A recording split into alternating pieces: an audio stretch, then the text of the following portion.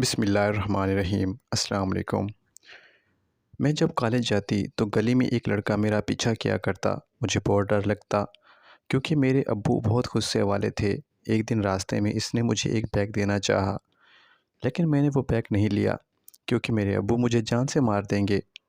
پھر جس دن میری منگنی تھی، اسی لڑکے نے وہی بیگ ہمارے گھر بھجوا دیا۔ جب ابا نے وہ بیگ کھول کر دیکھا، جسے دیکھ کر میری اور ابو کی روح ہی کانپ گئی، کیونکہ اس میں تو میں نے میٹرک اچھے نمبروں سے پاس کیا اور کالج میں داخلہ لے لیا۔ والدہ کی طرح معاشرے میں عزت کی خاطر محنت شروع کر دی، خوب دل لگا کر پڑھتی۔ کالج میں میرا شمار لائق لڑکیوں میں ہوتا تھا اور سب کی امید تھی کہ میں اپنی ماں کی طرح پروقار رہوں گی۔ میں بھی اپنے خاندان والوں کی امیدوں پر پورا اترنا چاہتی تھی۔ خود کو پڑھائی کے لیے وقف کر دیا۔ کالج باقاعدگی سے جاتی، ہمارا گھر کالج سے قریب تھا۔ میری سہیلیاں پہلے ہمارے گھر آتیں، پھر وہاں سے ہم ایک ساتھ کالج جاتی تھیں۔ ہم کالج پیدل جاتے، باتیں کرتے چلتے تو فاصلے کا پتہ نہ چلتا۔ شام کو ہم ٹیوشن سینٹر بھی ساتھ جاتی تھیں۔ پہلی شفٹ میں لڑکوں کا گروپ پڑھتا تھا۔ ان کی چھٹی کے بعد ہماری کلاس شروع ہو جاتی تھی، جس راستے سے ہم جایا کرتی تھی اس سے ایک لڑکا واپس آیا کرتا تھا۔ ہم جو ہی ٹیوشن سینٹر میں داخل ہوتے، وہ پڑھائی ختم کر کے نکل رہا ہوتا تھا۔ یوں روزانہ اس سے ہمارا سامنا ہو جاتا تھا۔ کسی اچھے خاندان کا معلوم ہوتا تھا، ہم میں سے کسی کو نظر اٹھا کر بھی نہیں دیکھتا تھا۔ پروین ہمارے گروپ کی لڑکی تھی، خود کو بند سنوار کر رکھتی تھی۔ اس کی سوچیں ہم سے کچھ مختلف تھیں، لیکن گھر قریب ہونے کی وجہ سے وہ ہمارے ساتھ آتی جاتی تھی۔ لیکن یہ پہلے پروین نے ہی اس بات کا نوٹس لیا کہ اس لڑکے سے ہمارا روزانہ سامنا ہوتا ہے، لیکن آنکھیں جھکا کر گزر جاتا ہے۔ عجیب لڑکا ہے۔ وہ روز ہماری توجہ اس لڑکے کی طرف مبذول کراتی اور ہم اس کی باتیں سنی انسنی کر دیتے۔ پروین کی باتوں نے رفتہ رفتہ ہمیں بیزار کرنا شروع کر دیا، لیکن ایک روز تو اس نے حد ہی کر دی۔ جب وہ لڑکا سامنے آیا، پروین نے اسے مخاطب کر کے کہا، اپنا نام بتا دو۔ اگر سامنے والی دیوار پر اپنا نمبر لکھ دو گے تو ہم سب بہت مشکور ہوں گے آپ کے۔ ہم میں سے کسی کو یہ توقع نہ تھی کہ ہماری سہیلی کچھ ایسا کر گزرے گی جس کے نتیجے میں ہم سب کو سر جھکانا پڑ جائے گا۔ اس لڑکے کو بھی پروین کی جرأت ناگزار گزری۔ اس کے ماتھے پر بل پڑ گئے۔ اس نے کوئی جواب نہ دیا اور اس کے بعد اس نے دوسرا راستہ اختیار کر لیا۔ پروین کو بے حد شرمندگی ہوئی۔ اب پروین جتنی بے چین اور پریشان تھی، ہم سب اسی قدر خوش تھیں۔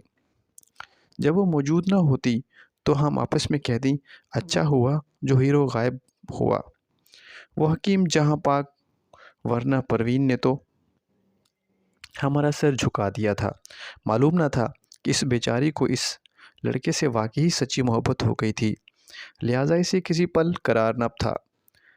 ہم اس کے دل کی لگی کو اہمیت دیتے اور نہ اس کی کچھ سنتے تھے۔ اس نے بالآخر خاموشی اختیار کر لی اور اندر ہی اندر گھلنے لگی۔ ایک دن اتفاق سے اس نے کالج کے باہر اسے دیکھا اور اپنی بہن کو لینے آیا ہوا تھا۔ ہمیں معلوم نہ تھا کہ اس کی بہن بھی ہمارے کالج میں پڑھتی ہے، کیونکہ پہلے وہ کبھی ہمارے کالج کے باہر دکھائی نہ دیا تھا۔ پروین نے آئمہ کے ہمراہ جانے سے اسے دیکھا تو اس کے چہرے پر معصوم سی مسکراہٹ پھیل گئی، جیسے کسی پیار کی گمشدگی کا سراغ مل گیا ہو۔ تو امید کی روشنی سے مایوس دل منور ہو جاتا ہے۔ اگلے روز وہ آئمہ کے پاس گئی اور پوچھا کہ کل تم چھٹی کے بعد کس کے ساتھ گئی تھی؟ اپنے بھائی نوید کے ساتھ، یہ آئمہ نے بتایا۔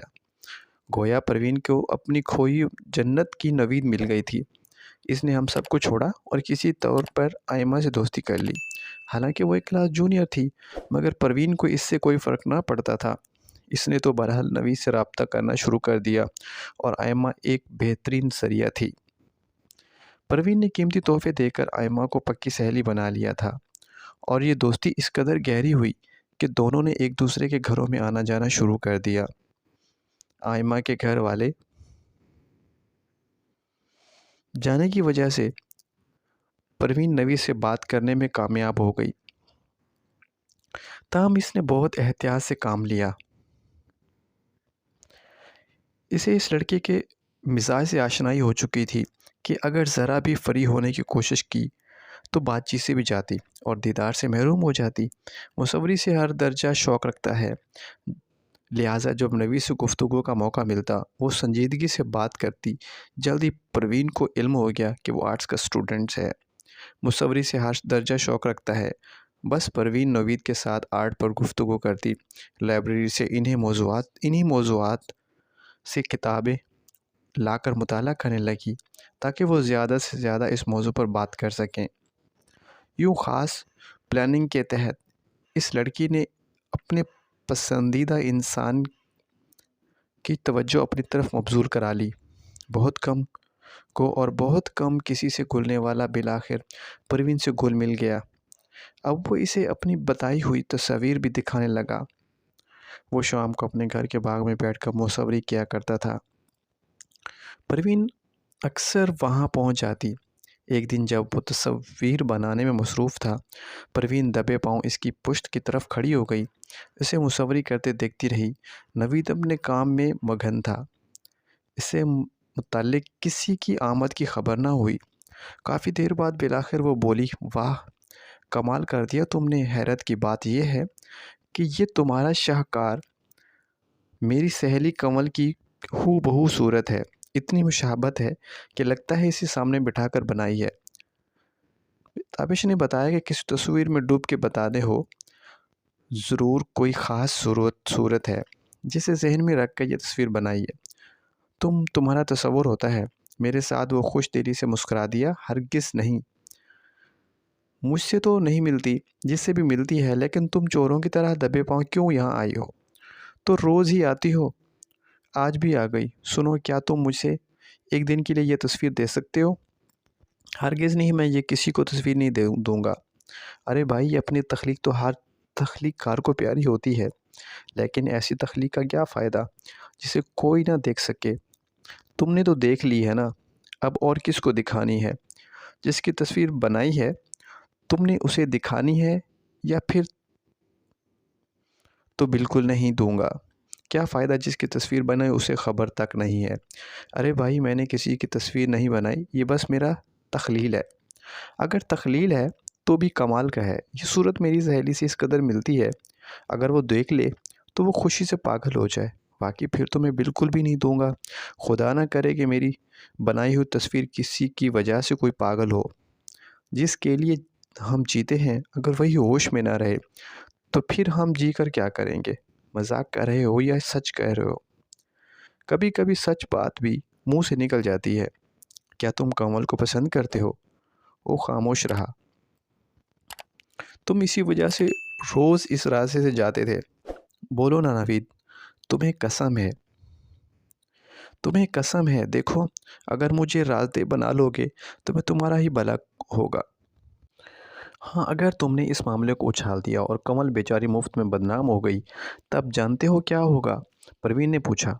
میں اس دنیا سے چلا جاؤں گا۔ راستہ بدلا تو دوبارہ اس راستے پر نہیں گیا تاکہ تم اسے بدنام نہ کر دو۔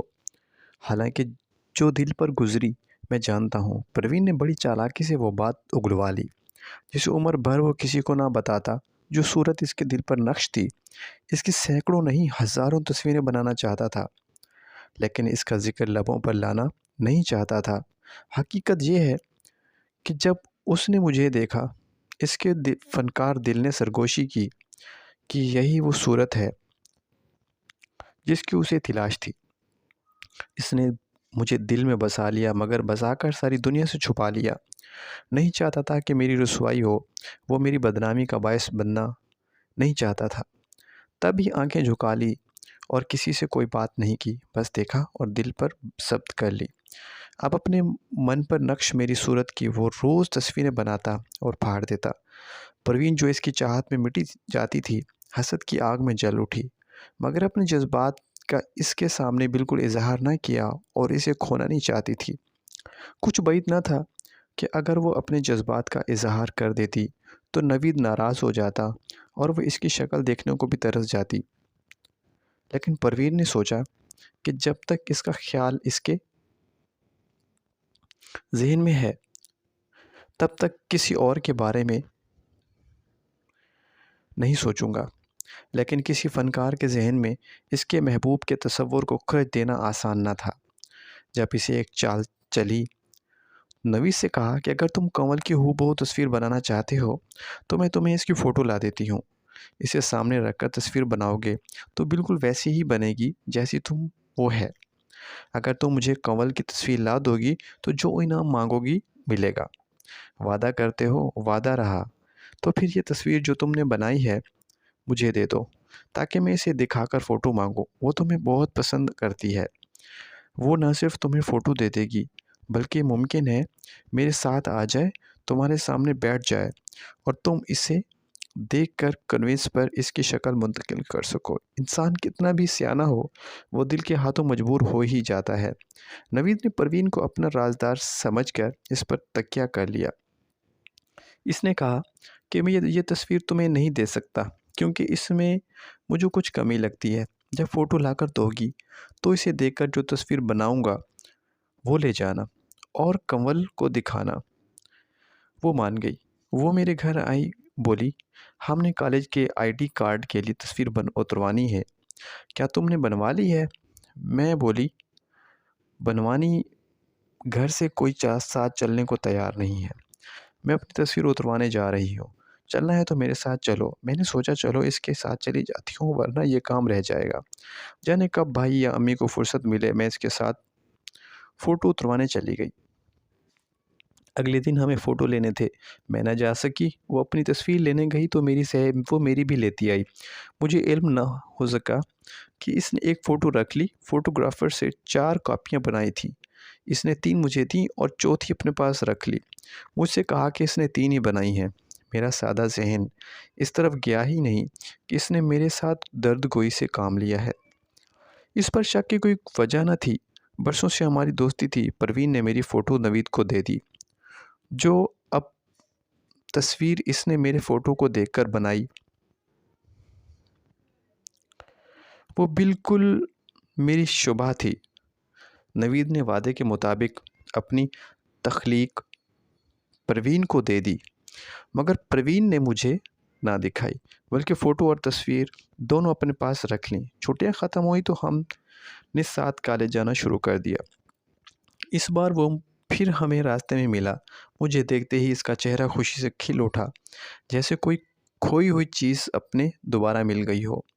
اللہ جانے پروین نے میری طرف سے کیا خوش فہمی اس کے دل میں ڈال دی تھی کہ اب وہ پھر اسی راستے پر نظر آنے لگا۔ پروین نے بتایا کہ وہ مجھے دیکھنے کا اتنا شائق تھا کہ سخت گرمی میں بھی دھوپ کی پرواہ کیے بغیر محض میری ایک جھلک دیکھنے آتا تھا۔ لیکن میں ڈر گئی تھی کہ کہیں وہ کوئی ایسی ویسی حرکت نہ کر دے جس سے میری عزت میری سہیلیوں کی نگاہوں میں کم ہو جائے۔ تاہم ہم نے کوئی ایسی حرکت نہ کی، بس وہ سڑک کے دوسرے کنارے سے ایک طرف نظر ڈال کر راستے پر چلتا پھرتا تھا۔ اب میں بھی سوچنے لگی کہ واقعی یہ عجیب لڑکا ہے۔ پروین نے سچ کہا تھا کہ اگر وہ نہ بتاتی تو کبھی بھی مجھے علم نہ ہوتا کہ وہ میری ایک جھلک دیکھنے کے لیے آتا ہے۔ تاہم میں پروین کی مشکور تھی کہ اس نے یہ بات دوسری لڑکیوں کو نہیں بتائی تھی۔ اس طرح میرا پردہ رہ گیا۔ امتحان قریب آ گئے اور میں نے امتحان کی تیاری میں ہر بات کو پس پشت ڈال دیا۔ ایک دن آئمہ میرے پاس آئی اور پوچھا کہ جو تصویر میرے بھائی نے آپ کی بنائی تھی وہ آپ کو کیسی لگی؟ کون سی تصویر؟ میں نے آئمہ کی بات سن کر میں حیران رہ گئی تو وہ خاموش ہو کر چلی گئی، مزید کوئی بات کیے بغیر۔ تاہم اس نے مجھے ٹالنے کے لیے کہہ دیا کہ میں جلدی میں ہوں، بعد میں بات کروں گی۔ اب میں سوچ میں پڑ گئی کہ جب آئمہ بار بار فون کرتی، کبھی امی اٹھاتی تو کبھی میرا بھائی، میں گھبرا گئی کہ کہیں میری ماں کو اس معاملے کا علم نہ ہو جائے اور میں ناحق ماری جاؤں۔ امی سے زیادہ میں والد سے ڈرتی تھی کیونکہ جانتی تھی کہ وہ ایسی ویسی کوئی بات میرے بارے میں برداشت نہیں کریں گے۔ لیکن انہیں دنوں میرا رشتہ ایک اچھے گھرانے سے آ گیا۔ امی نے مجھ سے پوچھا کہ تم آگے پڑھنا چاہتی ہو یا ہم تمہاری شادی کر دیں؟ میں آگے پڑھنا چاہتی تھی، لیکن آئمہ کے فون کرنے کے بار بار اس قدر الجھی ہوئی تھی کہ سوچا شادی کے لیے ہاں کہہ دیتی ہوں۔ پڑھائی بعد میں ہوتی رہے گی، کم از کم نوید کے معاملے سے تو جان چھوٹ جائے گی۔ ڈرتی تھی کہ کہیں ایسا نہ ہو کہ یہ دیوانہ کوئی غلط قدم اٹھا لے۔ وہی ہوا جس کا ڈر تھا۔ ادھر میری بات پکی ہوئی، ادھر آئمہ کا فون آ گیا کہ میرے والدین رشتے کے لیے آپ کے گھر آنے والے ہیں۔ یہ بات سن کر میرے ہوش اڑ گئے، کیونکہ جان گئی تھی کہ آئمہ خود فون نہیں کرتی بلکہ نوید ہی اس سے فون کرواتا ہے۔ وہ پروین کو اس معاملے میں ڈالنا نہیں چاہتا تھا۔ اس نے اپنی بہن کو رازدار بنا لیا تھا۔ اب میرے پاس نوید سے بات کیے بغیر کوئی چارہ نہ رہا۔ آئمہ نے فون کیا کہ ہم کل آپ کے گھر رشتے کے لیے آ رہے ہیں، تو میں نے کہا کہ پہلے میری نوید سے بات کراؤ۔ اس نے فون اپنے بھائی کو دیا تو میں نے نوید کو سمجھایا کہ دیکھو میری بات پکی ہو چکی ہے، لہٰذا میرا خیال اپنے دل سے نکال دو۔ وہ کہنے لگا، خیال دل سے جائے یا نہ جائے، میری طرف سے آپ کو کوئی تکلیف نہیں آئے گی۔ یہ کہہ کر اس نے فون رکھ دیا۔ تاہم اس بات کا تو علم اسے ہو گیا کہ پروین میری طرف سے جھوٹی باتیں پھیلا کر اس سے کہیں اور اس نے یقین کر لیا کہ میں بھی اس کو چاہتی ہوں۔ اسی طرح اسے نوید کو بھی دھوکے میں رکھا، فوٹو اور بنائی ہوئی تصویر دے دی۔ جب اس کے بارے میں مجھے لا علم رکھا، جب پروین کو قطعی کھل گئی اور اس پر سخت ناراض ہوا اور اس نے اپنے گھر آنے اور آئمہ سے ملنے سے روک دیا۔ پروین نے نوید کے اس رویے کو اپنی توہین جانا اور اس کی بنائی ہوئی میری پینٹنگ فوٹو مجھے بس بذریعہ ڈاک بھجوا دی۔ لفافہ والد صاحب نے وصول کیا جو عین میری منگنی کے روز پہنچا تھا۔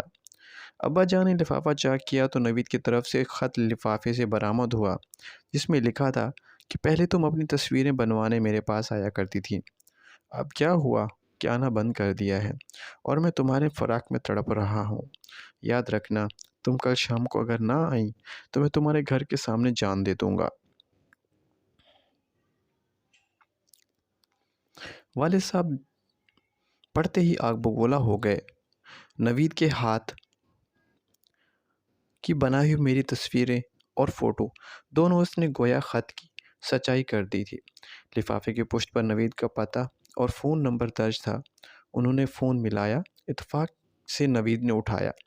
والد تو آپے سے باہر ہو گئے۔ انہوں نے اسے گالیاں دی اور کہا، بے غیرت، شاید تیری کوئی بہن نہیں ہے، اگر ذرا سی بھی تجھ میں غیرت ہے تو جا اور دریا میں چھلانگ لگا کر ڈوب مر۔ آج میری بچی کی منگنی ہے اور تو نے ہماری رسوائی کا یہ سامان پیش کر دیا۔ لگتا ہے کہ تو اپنے باپ کی اولاد نہیں ہے، ورنہ کبھی ایسا نہ کرتا۔ نوید کے گھر آنے کو میرے والدین برسوں سے جانتے تھے کہ مدتوں سے وہ ہمارے ہم محلہ تھے۔ تب ہی ابا جان کو بہت زیادہ غصہ آ گیا کہ یہ لڑکا جو کل ہماری گودوں میں کھیلا آج ایسی جرت کر رہا تھا۔ وہ نہیں سوچ پائے کہ یہ کسی کی سازش ہو سکتی ہے۔ بہرحال انہوں نے اسے جو منہ میں آیا کہا اور یوں اپنا غصہ نکالا، پھر تصویر اور فوٹو میرے سامنے لا کر پھینک دیے۔ بولے کہ اگر اس نامراد سے ناطہ باندھ رکھا تھا تو پہلے منہ سے کیوں نہ پھوٹی؟ یہ تیری فوٹو گواہی دے رہی ہے کہ تو اس بے غیرت سے ملتی تھی اور تیری تصویریں بناتا تھا۔ میں نے قسم کھا کر کہا کہ ابا جان، میں نے اسے نہ اپنی فوٹو دی اور نہ کبھی تصویر بنوانے جاتی تھی۔ یہ سب میری سہیلی کا کیا دھرا ہے جو مجھ سے ملتی جلتی تھی۔ بہرحال منگنی کا وقت ہوا چاہتا تھا۔ اس وقت تو والد صاحب نے خاموشی اختیار کر لی۔ مہمان آ گئے، رسم ادا ہو گئی۔ پروین اپنی عیاری سے محبت کا مرگ اثر نہ کر سکی۔ بیچارہ مصور اپنی جان سے گیا۔ فنکار تو ہوتے ہی احساس کے ہے، لیکن وہ کچھ زیادہ ہی احساس تھا۔ والد صاحب کے برا بھلا کہنے پر اس قدر غمزدہ ہوا کہ اس نے سچ دریا میں چھلانگ لگا دی۔ یوں اس نے خود کو تنگ لہروں کے حوالے کیا، کبھی واپس نہ آنے کے لیے۔ اس سے بے غیرتی کا طعنہ برداشت نہ ہوا، جبکہ پروین کا کیا بگڑا وہ آج بھی خوش باش ہے، بے فکری کی زندگی گزار رہی ہے۔ لیکن مجھے مصور کی خودکشی کا صدمہ لے بیٹھا۔ ہر وقت یہی سوچتی ہوں کہ اے کاش وہ نہ مرتا، جانے کیوں اس نے خود کو اتنی بڑی سزا دے ڈالی۔ اللہ کی دی ہوئی نعمت کو اسے ٹھکرا دیا، اس سے جہان سے چلا گیا۔